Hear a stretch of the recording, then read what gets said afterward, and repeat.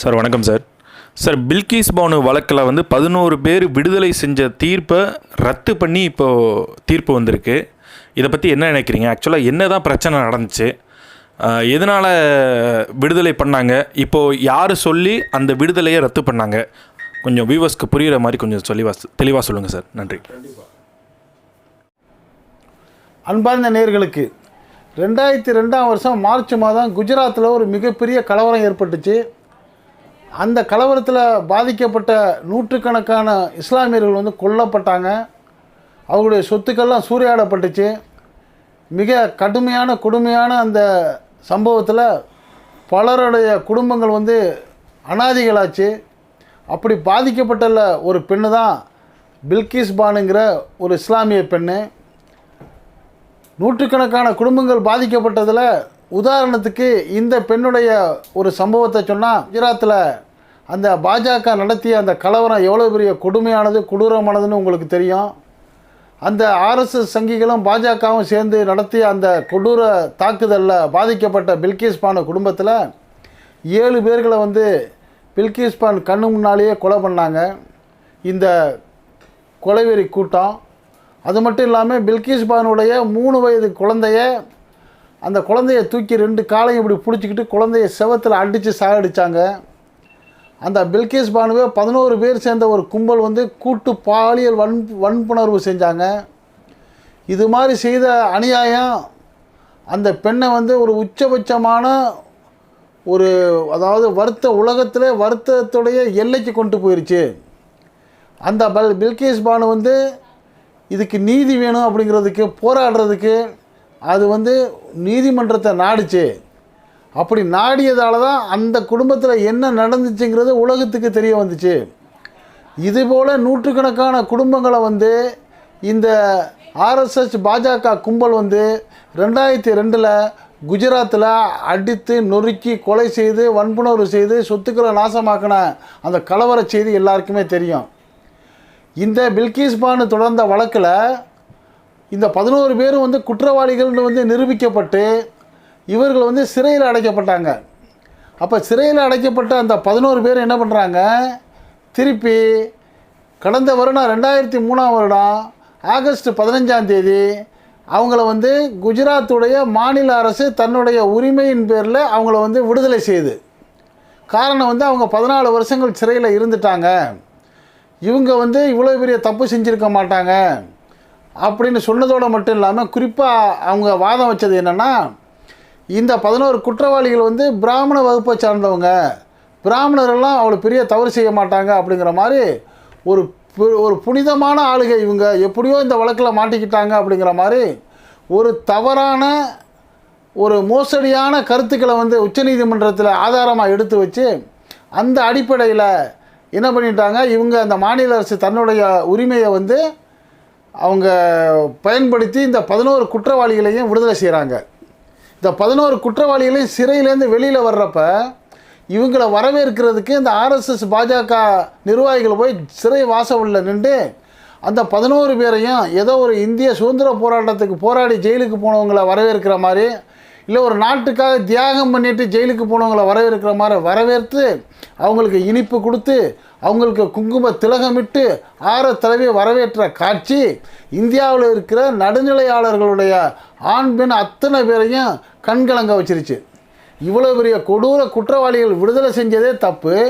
அப்படி விடுதலை செய்த இந்த குற்றவாளிகளை இந்த பாஜகவுடைய நிர்வாகிகள் போய் இனிப்பு வழங்கி தடவை வரவேற்கிறாங்கிறப்ப நீதி செத்து போச்சா அப்படிங்கிற ஒரு கவலை எல்லாருக்கும் வந்துருச்சு. இந்த கவலை வந்த சூழ்நிலையில் சில வழக்கறிஞர்கள் என்ன பண்ணாங்க, இதை நம்ம சும்மா விடக்கூடாது, இந்த வழக்கை நம்ம என்ன செய்யணும், உச்சநீதிமன்றத்தில் இதை நம்ம தலையிட்டு பண்ணணும், தலையிட்டு முறையீடு செய்யணும் அப்படிங்கிற ஒரு முடிவுக்கு வர்றாங்க. அப்படி முடிவுக்கு வர்றதில் யாருங்கிற விவரத்தை இந்த பிரபல வழக்கறிஞர் ஹென்றி தீபன்கிறவர் என்ன சொல்கிறாருன்னா, இந்த சுப்ரீம் கோர்ட்டு நீதிமன்றங்கள் பொதுமக்களுக்கு சமீபத்தில் வழங்கின சில தீர்ப்புகளில் அந்த நீதிமன்றங்கள் மேலே சில அதிருப்தியில் இருந்தாங்க மக்கள். அப்படி இருந்த அதிருப்தியில் இருந்த மக்களுக்கு இப்போ மறுபடியும் ஒரு தீர்ப்பு வழங்கியிருக்கல இந்த உச்சநீதிமன்றம். அது என்ன தீர்ப்புன்னா, இந்த 11 பேரை விடுதலை பண்ணின அந்த ஏற்கனவே உச்சநீதிமன்ற தீர்ப்பு ரத்து. அதனால் இந்த 11 பேரையும் மீண்டும் சிறையில் அடைக்கணும்.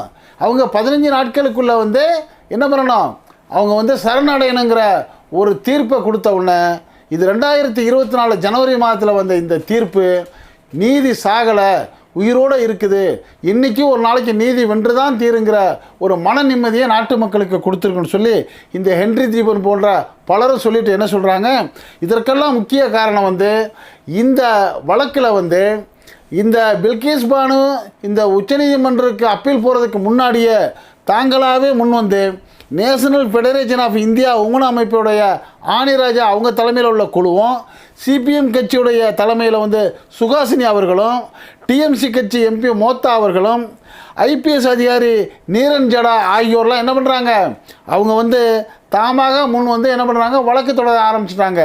அப்படி இருக்கிறப்ப இந்த பாஜகவுடைய இந்த 11 பேருடைய விடுதலை வந்து தவறு, இவங்க தண்டிக்கப்பட வேண்டியவங்க, இவங்க கொடூரமாக இவங்க வந்து ஏற்கனவே குற்றம் பண்ணியிருக்கிறாங்க, அவங்க செஞ்ச குற்றத்தையெல்லாம் மறைச்சு மோசடியான ஒரு நிலவரங்களை வந்து உச்சநீதிமன்றத்தை எடுத்து சொல்லி அந்த அடிப்படையில் இவங்க வந்து அந்த குஜராத்துடைய பாஜக அரசுடைய ஒரு அனுமதியோடு அதே மாதிரி ஒன்றிய பாஜக அரசுடைய ஒத்துழைப்போடு இவங்க வெளியே வந்துட்டாங்க, இவங்க வந்தது தவறுன்னு சொல்லி கடுமையாக வாதிட்ட வழக்கறிஞர்கள் இந்திரா தேசிங்க, அபர்ணா பட்டு, பிருந்தா கவுர் போன்ற திறமையான வழக்கறிஞர்களுடைய வாதங்களையும் வச்சு வாதாடுறதனுடைய நிலைமையில் உச்சநீதிமன்றம் அழகாக தெளிவாக இப்போ என்ன தீர்ப்பு கொடுத்துட்டாங்க, இந்த 11 பேரும் கடும் குற்றவாளிகள், இவர்களை ஏற்கனவே விடுதலை செய்து அவங்களை விட்டது வந்து தவறு, அந்த விடுதலையை வந்து ரத்து செய்கிறோம், அதனால் இந்த 11 பேரும் என்ன பண்ணணும், திருப்பி வந்து அவங்க வந்து சரணடையணும், அவங்கள வந்து சிறைக்குள்ளே தள்ளணுங்கிற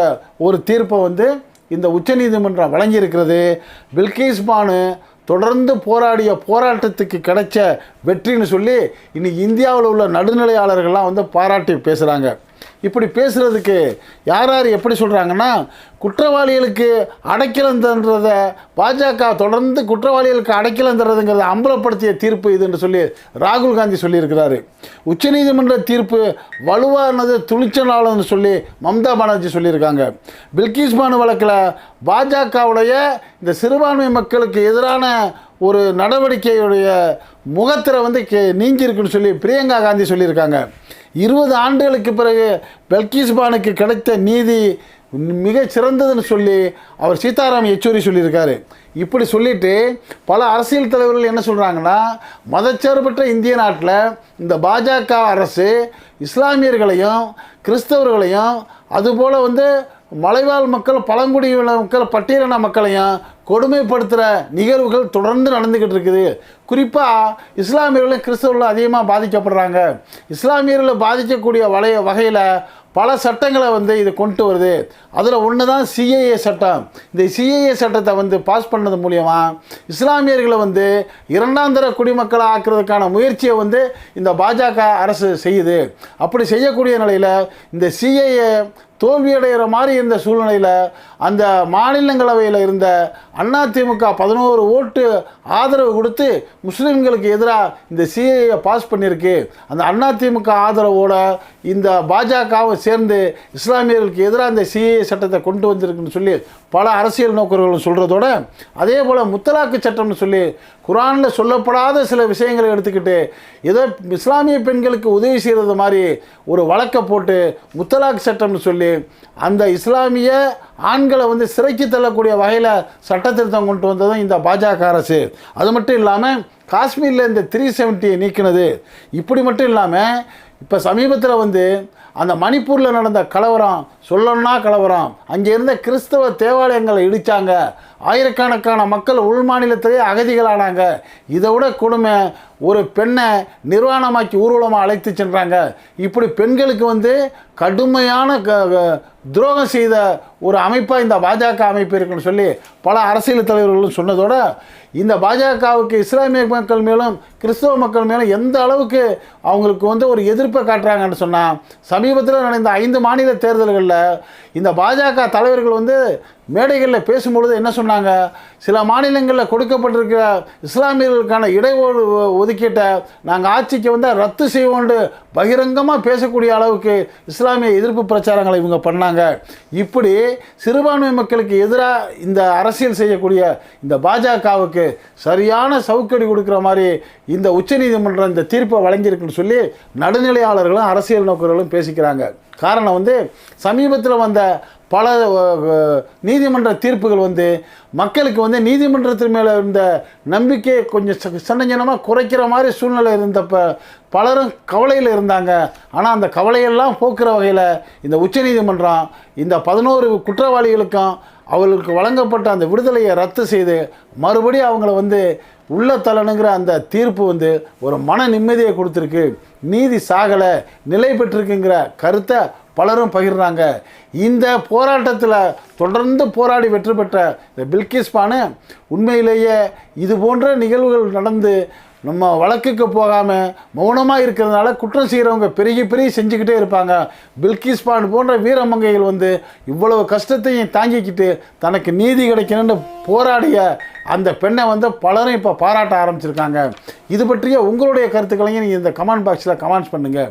இந்த செய்தி பிடிச்சிருந்தால் இதுக்கு ஒரு லைக் கொடுங்க. இந்த செய்தியை உங்கள் நண்பர்களுக்கும் உறவுகளுக்கும் ஷேர் பண்ணுங்கள்.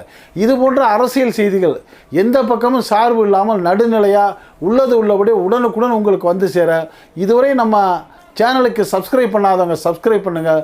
மறக்காமல் பக்கத்தில் இருக்க பெல் ஐக்கானை கிளிக் பண்ணுங்கள். அப்போ தான் நம்ம போடக்கூடிய ஒவ்வொரு செய்தியும் உங்களுக்கு உடனுக்குடன் சேரும். என்றும் இணைந்திருப்போம். நன்றி, வாழ்த்துக்கள்.